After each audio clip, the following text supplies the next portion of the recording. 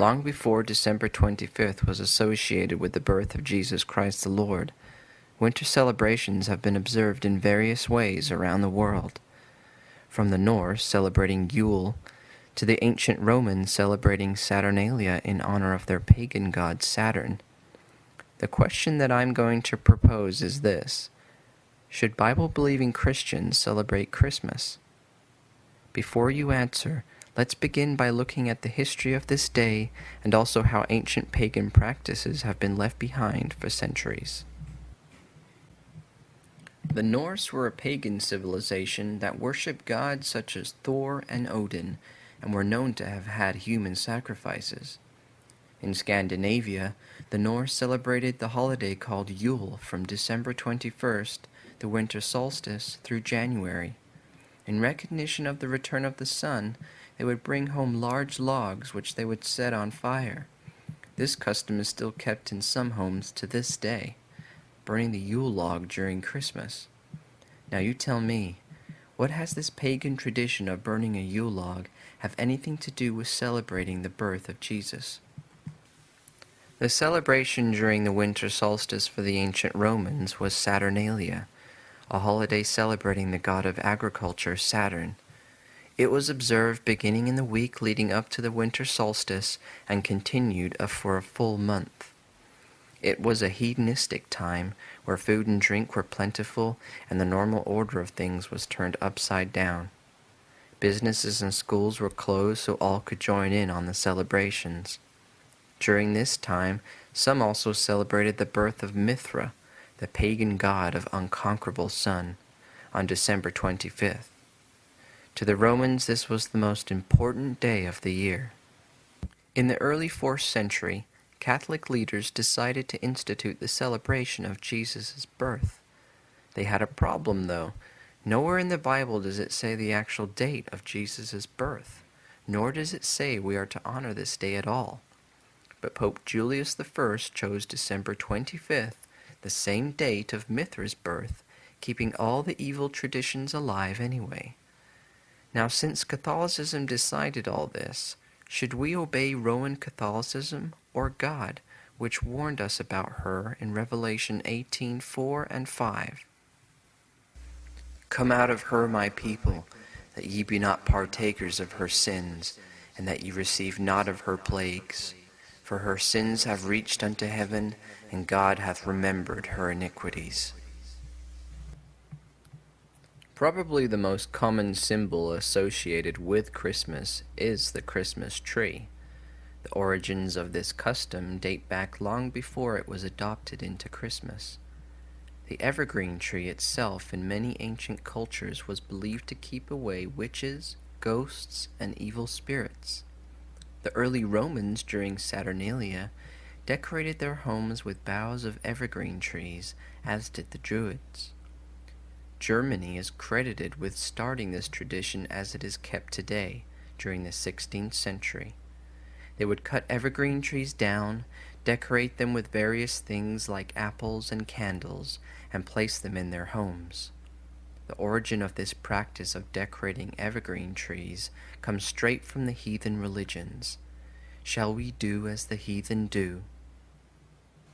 Thus saith the Lord, learn not the way of the heathen, and be not dismayed at the signs of heaven, for the heathen are dismayed at them. Now we come to the infamous Santa Claus. History states he was actually a 4th century Catholic bishop that was admired for his charity. Legend states that he gave away all his inherited wealth traveling the countryside giving to the poor and sick.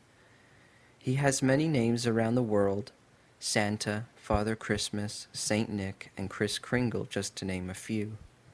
Kris Kringle actually means Christ kind, and that is exactly what this satanic character is trying to replace: Jesus Christ.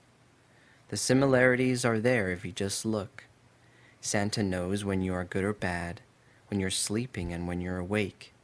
He has a list of all the good and bad. He is a carpenter, and his hair and beard are white like snow. If you were to ask a child who this was just by this description alone, would they say it was Jesus or Santa? We lie to our children about a fictional character, but fail to teach them the truth about Jesus Christ. We tell our children to be good or Santa won't bring them any presents.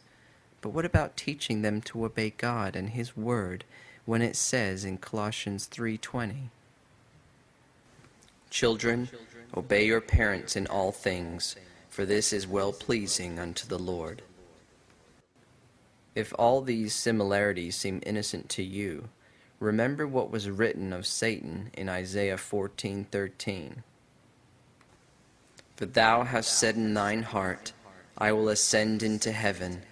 I will exalt my throne above the stars of God. I will sit also upon the mount of the congregation in the sides of the north. I will ascend above the heights of the clouds. I will be like the Most High."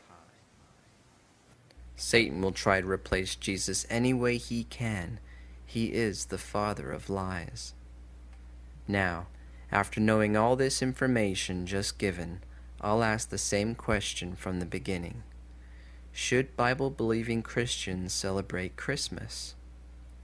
No, we should not celebrate this day. We as Christians should not want to keep these pagan festivals alive. Their roots are satanic.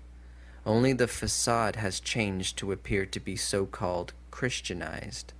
It's not about putting Christ back into Christmas either. Jesus Christ never had anything to do with Christmas in the first place. Catholicism changed its name, but that's all they did. All the pagan elements are still there. We are never told to celebrate the Lord's birth or remember it in some outward showing. On the contrary, we are told to remember his death. 1 Corinthians 11:26. "And when he had given thanks, he brake it and said, Take, eat, this is my body which is broken for you. This do in remembrance of me. After the same manner also he took the cup, when he had supped, saying, This cup is the New Testament in my blood. This do ye, as oft as ye drink it, in remembrance of me. For as often as you eat this bread and drink this cup, ye do show the Lord's death till he come." But you would say, it's a time of giving and joy. Don't we as Christians do this always? Why do we need a special day for this? Please consider this message prayerfully.